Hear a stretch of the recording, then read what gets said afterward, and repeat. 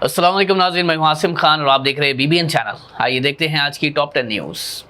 America और Iran के दरमियान जंग के खात्मे से मुतालिक आखिरी मुआहदे पर बातचीत जुमा के रोज़ शुरू होने जा रही है। रिपोर्ट्स के मुताबिक दोनों मुल्कों के दरमियान पहले से तैयार फ्रेमवर्क मुआहदे पर दस्तखत के बाद 60 दिन की मुज़ाकराती मुद्दत शुरू होगी, जिसमें न्यूक्लियर प्रोग्राम, पाबंदियों और दूसरे अहम मसाइल पर तफसीली बात होगी। अमेरिका और ईरान के दरमियान तैयार किए गए इस फ्रेमवर्क का मकसद जंग का खात्मा, स्ट्रेट ऑफ हॉर्मुज़ को खुला रखना और इलाके में अमन को मजबूत बनाना है। अमेरिका और ईरान के दरमियान तैयार होने वाले फ्रेमवर्क मुआहदे में $300 बिलियन का एक नया रिकंस्ट्रक्शन और डेवलपमेंट फंड शामिल किया गया है। रिपोर्ट्स के मुताबिक ये फंड ईरान में एनर्जी, ट्रांसपोर्ट, मैन्युफैक्चरिंग और दूसरे तरक्याती प्रोजेक्ट्स के लिए इस्तेमाल किया जाएगा। इस फंड में अमेरिका, गल्फ ममालिक और दुनिया के दूसरे हिस्सों की प्राइवेट कंपनीज पैसा लगा रही है और आधे से ज़्यादा रकम पहले ही कमिट की जा चुकी है। ईरान ने पहले $400 बिलियन मुआवजे का मुतालबा किया था, लेकिन बाद में इस फंड के निज़ाम पर रजामंदी जाहिर कर दी। व्हाइट हाउस का कहना है कि ईरान को इस फंड से फ़ायदा उसी सूरत में मिलेगा जब वो अपने न्यूक्लियर प्रोग्राम से मुतालिक शराइत पर अमल करे और सख्त जांच की इजाज़त भी दे। अमेरिकी सदर डोनाल्ड ट्रंप ने इजराइल की बैरूत में की गई हाल ही की फौजी कार्रवाई पर नाराज़गी जाहिर करते हुए कहा कि ऐसे कदम इलाके में अमन की कोशिशों को नुकसान पहुंचा सकते हैं। ट्रंप ने इजरायली वज़ीर आज़म बेंयामिन नेतन्याहू को ज़्यादा जिम्मेदारी से फैसले करने का मशवरा देते हुए कहा कि मेरे बगैर इजराइल का वजूद नहीं होता। उनका कहना था कि इजराइल की कुछ कार्रवाइयों में आम शहरी भी निशाना बन रहे हैं और रिहायशी इमारतों पर भी हमले तशवीश का सबब है। ट्रंप का कहना है कि जब अमेरिका ईरान के साथ अमन मुआहदे के लिए कोशिश कर रहा है, ऐसे में बैरूत पर हमले सूरत हाल को मज़ीद मुश्किल बना सकते हैं। ट्रंप ने जोर दिया कि वेस्ट एशिया के मसाइल का हल जंग के बजाय बातचीत के जरिए निकाला जाना चाहिए। साउथ कोरिया ने अमेरिकी सदर डोनाल्ड ट्रंप से दरख्वास्त की है कि वो नॉर्थ कोरिया के न्यूक्लियर प्रोग्राम के मसले पर दोबारा अमन की कोशिशों की क़ियादत करे। रिपोर्ट्स के मुताबिक G7 समिट के दौरान ली ने ट्रंप से कहा कि जिस तरह उन्होंने वेस्ट एशिया में जंग ख़त्म करवाने में किरदार अदा किया, उसी तरह नॉर्थ कोरिया के मसले को भी बातचीत और अमन के ज़रिए हल करने की कोशिश करें। ट्रंप ने इस पर मुस्बत जवाब देते हुए कहा कि वो इस मसले पर तवज्जो देंगे। नीट पेपर लीक मामले पर पूरे भारत में हुए एहतजाज और एग्ज़ाम निज़ाम पर उठते सवालात के दरमियान राजस्थान से एक और हैरत अंगेज़ वाक़या सामने आया है। जयपुर में MA सोशियोलॉजी के इम्तिहान के दौरान तलबा को सवालात के पेपर की जगह गलती से आंसर की तकसीम कर दी गई, जिसके बाद एग्ज़ाम मनसूख कर दिया गया।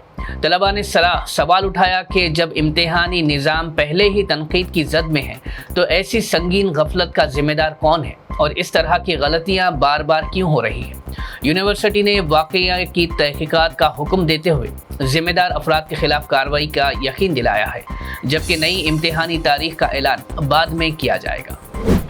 टेलीग्राम पर आर्जी पाबंदी के बाद कांग्रेस लीडर राहुल गांधी और आप चीफ अरविंद केजरीवाल ने हुकूमत पर तनकीद करते हुए सवाल उठाया कि अगर पेपर लीक और फ्रॉड का मसला ऐप्स को बंद करने से हल होता है तो कल को क्या व्हाट्सएप पर भी पाबंदी लगा दी जाएगी। राहुल गांधी ने कहा कि असल मसला पेपर लीक करने वालों गिरोह का है, न कि कम्युनिकेशन प्लेटफॉर्म का। राहुल गांधी ने कहा कि असल सोर्स पर काबू पाने के बजाय टेलीग्राम को बंद करना NTA और हुकूमत की नाकामी को जाहिर करता है। टेलीग्राम के CEO पेवल ड्यूरोव ने दावा किया है कि भारत में टेलीग्राम पर पाबंदी लगाने की कोशिश के पीछे रिलायंस और व्हाट्सएप जैसे बड़े प्लेटफॉर्म्स का भी हाथ हो सकता है।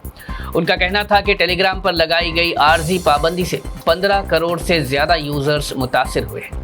ड्यूरोव ने कहा कि पेपर लीक और ऑनलाइन फ्रॉड को रोकने के लिए पूरी ऐप बंद करना सही हल नहीं है, क्योंकि गलत काम करने वाले लोग फिर किसी दूसरी ऐप का इस्तेमाल कर सकते हैं।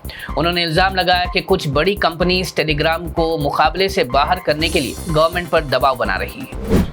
तेलंगाना वज़ीर आला रेवंत रेड्डी ने ज़िला के अरुतला गांव में तेलंगाना पब्लिक स्कूल का आगाज़ किया है, जिसे उनका ड्रीम प्रोजेक्ट बताया जा रहा है।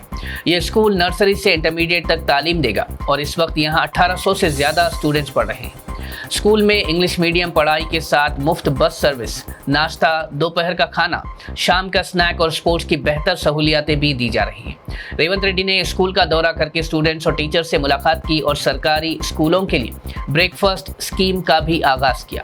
हुकूमत का कहना है कि इस मॉडल को तेलंगाना के मज़ीद इलाकों तक फैलाया जाएगा ताकि सरकारी तालीम को कॉरपोरेट स्कूलों के बराबर लाया जा सके।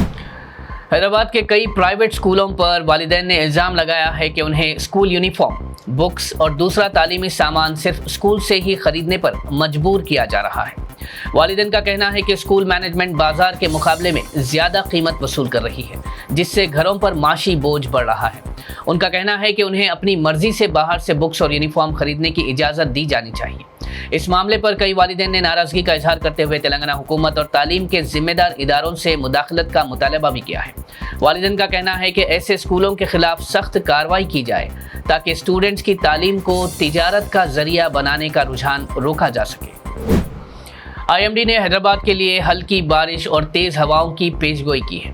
رپورٹس کے مطابق شہر میں اگلے کچھ دنوں تک مختلف علاقوں میں ہلکی سے درمیانی بارش ہو سکتی ہے۔ ویدر ڈپارٹمنٹ نے کہا ہے کہ بارش کی وجہ سے گرمی میں کچھ کمی آ سکتی ہے۔ حکام نے لوگوں کو بارش اور تیز ہواؤں کے دوران احتیاط برتنے کا مشورہ دیا ہے۔ ناظرین، یہ تھی آج کی ٹاپ 10 نیوز۔ دیکھتے رہیے BBN چینل۔ مجھے دیجیے اجازت۔ اللہ حافظ۔